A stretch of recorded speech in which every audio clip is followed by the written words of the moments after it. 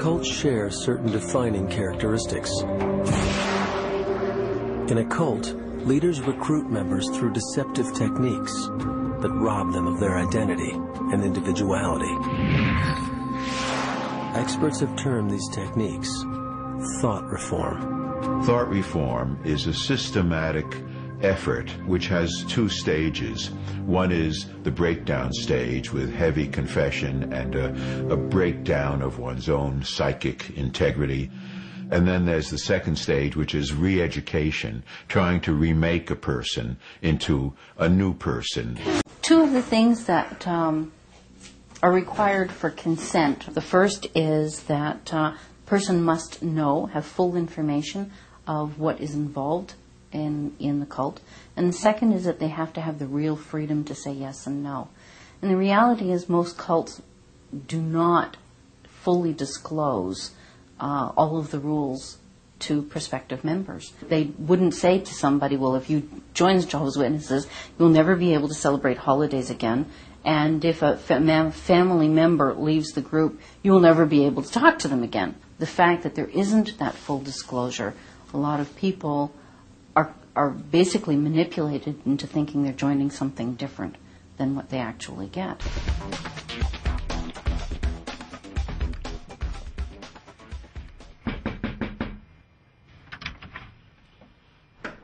Hi there. I'm Elder Smith, and this is Elder Pascal. Hi, I'm younger Joan. Sorry, it's just that I'm the youngest of three sisters. Got it. We're from the Church of Jesus Christ of Latter-day Saints. We have a program that's been proven to strengthen families, and we'd be honored to share it with you, absolutely free of charge. Are you interested? Well, I already attend church. Redeemer Presbyterian, right down the road. That's wonderful. This is information that all faiths can benefit from. And if you allow us to come in, we can tell you more about it. Establish front groups. We're a Bible study group. We're a management course. We're a meditation center. We're a world peace organization. We're a personal development center. We're a drug rehab center. Promise to fulfill their dreams. Don't you want a world of unconditional love and brotherhood? We have the secrets to self-improvement. You can join us on these special. Join our elite mission to save the world. We can teach you special powers. Personal power. Psychic power. Past life connection. Telekinesis. Why people stay in abusive cults? Because there's this constant kind of dangling the carrot that if you're good enough, you will get everything that you've been promised. What attracts a person if they're not born into a cult? What attracts them to even want to be part of a cult? Very often what people are looking for is an idealized view of life. Something that attracts them to is that it's something different from the mainstream, different from something they know. But a cult will provide you, at least at first when it's doing its recruiting, with the notion that you will be able to have your dreams come true, or you'll be able to have a relationship with God, you'll be able to have a more authentic and successful existence overall. I think that blew her away. As Vernon Howell deepened his relationship with Lois Roden, it became clearer and clearer that she was going to groom him to be her successor.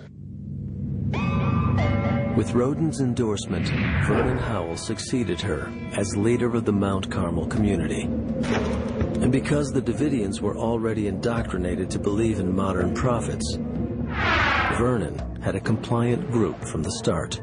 When Vernon came on the scene, it was strange to have somebody new being given the pulpit, but we have been taught to give everybody a hearing that claims to have something from God. I used to think that people would have to be mildly mentally ill or pretty severely mentally ill to be drawn into a cult. And I totally disagree with that now. What these organized groups have evolved into is organizations of power, money, and sex. His saviour seems more interested in the girls. Last year, Michael held a ceremony with 7 virgins to mark the world's impending doom. One of the volunteers was a 14-year-old girl Michael had renamed Healed. Her parents had also left the cult. It's very easy for any system of thought, religious or otherwise, that comes along. It's very easy to play on that, to play on our insecurities, to assure us all is well, we'll all be taken care of. We lap that up. So don't blame religion. Blame our own insecurities, which has allowed religion to flourish, and which has allowed so many systems of thought that are disempowering to flourish throughout human history. That's why we can't get out of it. There are plenty of people who are more than happy to do what a cult wants them to do, which is ultimately to suspend disbelief, to not have that critical eye that keeps you really safe from people who are charlatans, people who really are taking advantage of you. People are at times vulnerable because they have an openness to being in an idealized world. But also, sometimes people are vulnerable because of the time that they were recruited. There are times in our lives, as we all know, where we're going to be more vulnerable than at other times. And so sometimes it's just the luck of the draw that the recruiter approaches the person at the right, or I should say, wrong time. Offer them something free and get them to feel obliged to give you something in return. Well, we gave you that free dinner. The least you could do is come to our weekend intensive. Reciprocation, which suggests that we are obligated to give back to others the form of behavior that they have given to us. So if someone does us a favor, we're significantly more likely to say yes when they ask for a favor in return. That's why the Hare Krishna, for example, society in the airport will come up to you and give you something before they ask for a donation. It can be a flower, a book, whatever. You want to see how a true bad man plies his trade? Yes. All right.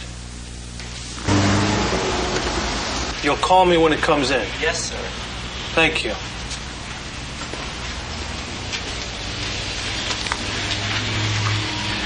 The basic idea is this.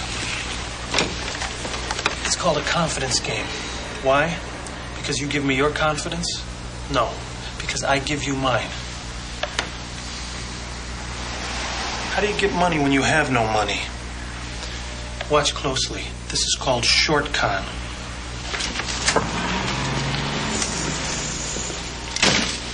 Would you please check again, please? Howard, Martin Howard, money order for $300. It hasn't come in yet.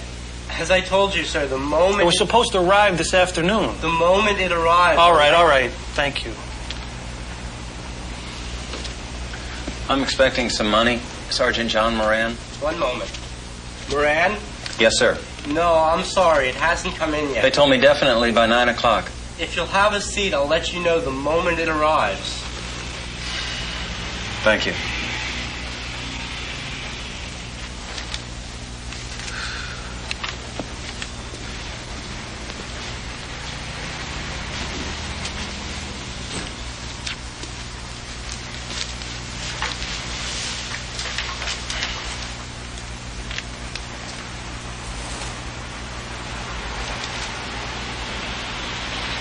Can you beat that? Can you beat this? I've been waiting here since 3 o'clock this afternoon. No. 3 o'clock this afternoon. I got my car stolen, my wallet. Kid's in a hotel room, hasn't eaten since noon. They told me I'd have my money by 9 o'clock. I've got to pick up a bus ticket. When's the bus leaving? Not until 6, but I got to pick up the ticket. Where are you going? Back to Pendleton. You're in the Corps? Joe, I was in the Corps. When were you in? 68-70. Yeah, I was there. Marty Howard. John Moran. John. Okay, look, what do you need for the bus? 40. When my money comes in, I'll give you the 40. Go back to the base. No, I couldn't take that. What are you going to do, miss your formation? I'll lend you the 40. When you get back to the base, send it back. No, you get on that bus. Thank you. Nothing to it. You do the same for me. If my money comes in first, you No, take... we'll be all right. No, if my money comes in No, first... I couldn't do that. Moran! Can I see some ID, please?